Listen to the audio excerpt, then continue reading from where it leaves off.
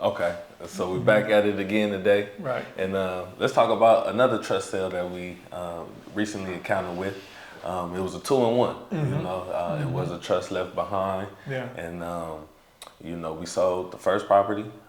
We're selling the second property, but the difference between the first property and the second property, not only the difference in properties, with one being a duplex and the other being a single family home.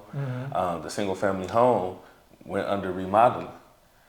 They redid the floorings, they painted the house, they painted the insides, and wanted to get advice from you to our audience or those who dealing with inherited properties. And when is the best time to fix up their inherited property to put on the market if that's what they want to do? Well, I think it's always a good time to fix up a property if you want to maximize on the value.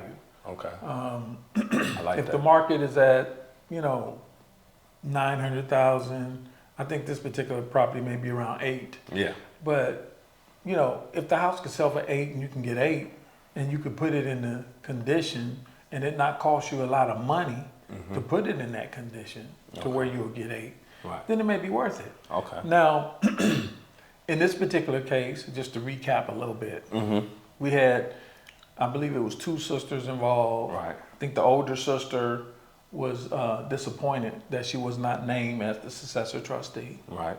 It was the younger sister. Right. And obviously, as parents, we know our children.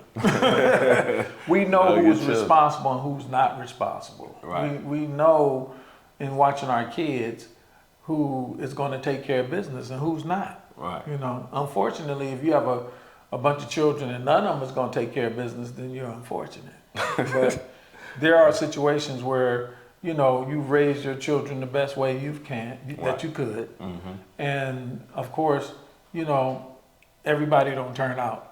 Right. How you don't expect turn it to, out how you raise expect them. it. Yeah. Right. It's like what they say, you're never gonna know what you're gonna get out of a box of chocolate. Some is gonna be good, some may not be. Some might be a little sour. But the reality of it is, this parent was smart enough to know who was gonna take care of business. Right. And so the successor trustee was the younger child. Right. Okay. Who takes care of business. Right. And so, even though we sold the duplex, we now have a house to sell. Now, the key in this particular situation, unlike other situations, this house is on free and clear. Right. It is. Okay? It is. So that gives you a lot of options. Right. Okay? Okay. So when the house is on free and clear, and you're looking at a situation where the market is saying that a house fixed up is worth 8, but yet you're looking at the house in present condition, and in the condition that house was, the investors would have knocked off 200 right away. Right away. There was no question. Off the bat. So they would probably be, bidding at 5 something, because they got to make a profit. Right. So they would have been coming in at 5. Right. When you, as an heir, if you have enough money and you can maybe put, 50, 80, even 100,000.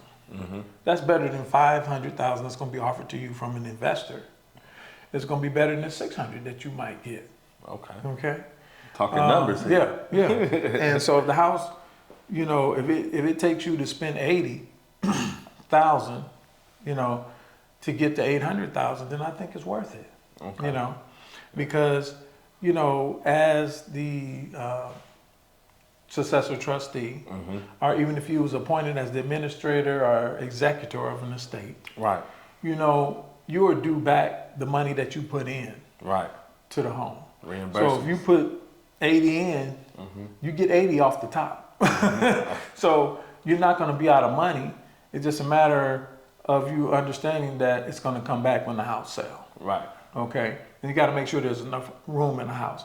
So in this case, the money is coming back because it's on free and clear. Right. And then you maximizing out on the sale, which is great. Right. Okay. In the other instances, when we've spoken in the past, those who have reverse mortgages, it may not be a good idea.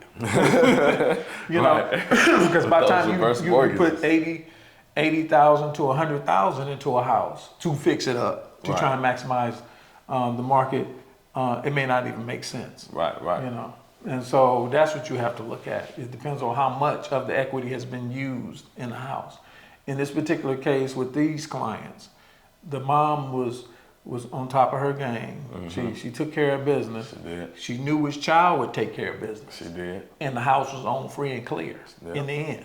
And the units that we sold was owned free and clear at the end. It was. So that tell you that mama was handling business She was in that handling particular business. case. Yeah. Okay. Yeah, she was. Now, that means that, everyone is not going to be in that situation.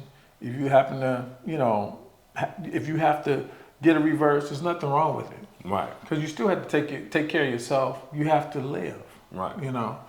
I just always tell people, make sure you put the house into a trust. Right. You give your children options that way. Right. Okay? And then one of the other things that is important, and I know this mother took care of business in this particular estate. She had, retirement accounts, I think some life insurance. So the kids, the kids receive money already. Okay? And I think the issue here was they were trying to work it out where the older sister would get the house. Right.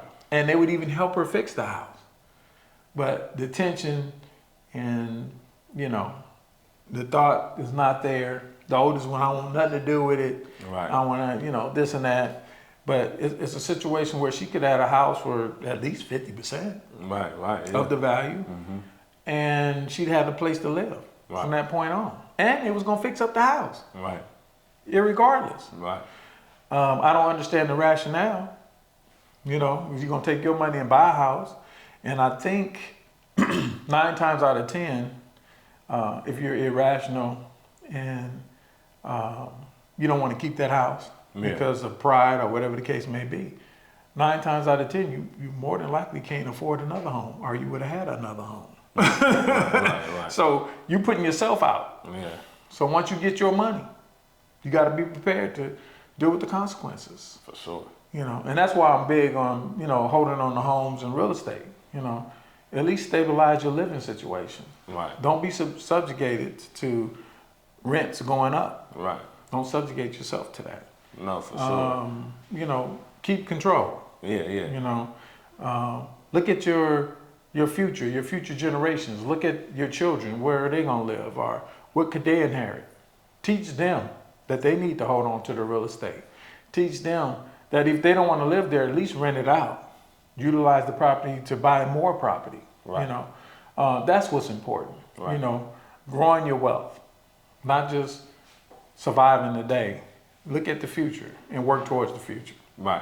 No, that's good. And then a quick little campaign for us, just talk about, how we're able to handle these particular clients as they are out of state. These are out of state clients. Yeah. And we're here, we're local. Yeah. The property's here, local. Yeah.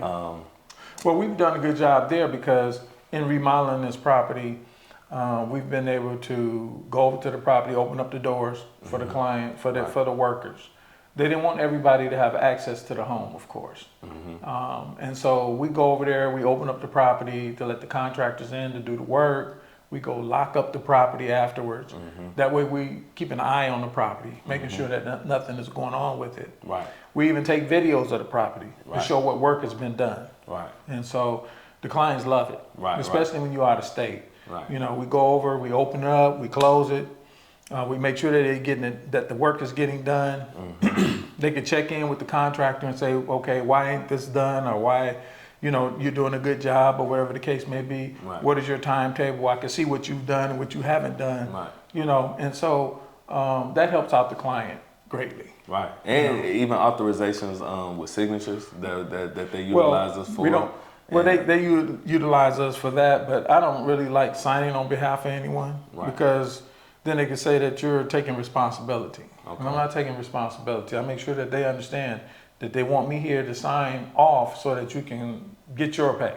That's the bottom line. They have you signing off because that's the only way the contractor is going to get paid. Right. That's why they're so insistent upon that. Otherwise, they don't get paid. Right. And our clients is out of state. Right. So they'll tell them that they're going to have us sign on their behalf. Right. So as long as we don't have no liability there, and that's clear. Yeah. We're not, paying for that or any work or taking responsibility, then it's okay. And that's one of the reasons why we'll, take the video to send it to the client so they can see what's done and what's not done. Right, and then they right. could have that discussion with their contractor. Right, right. No, that's good. I think you know, with this particular situation, as you said, you know, we were able to help our clients who are out of state with the variety of things, and I think our work is appreciated. You know, but we'll close off on that note. Stay tuned for the next episode, and if you find yourself in probate and need help with the sale of a home, give us a call today at 1-800-720-9788 and talk to you soon.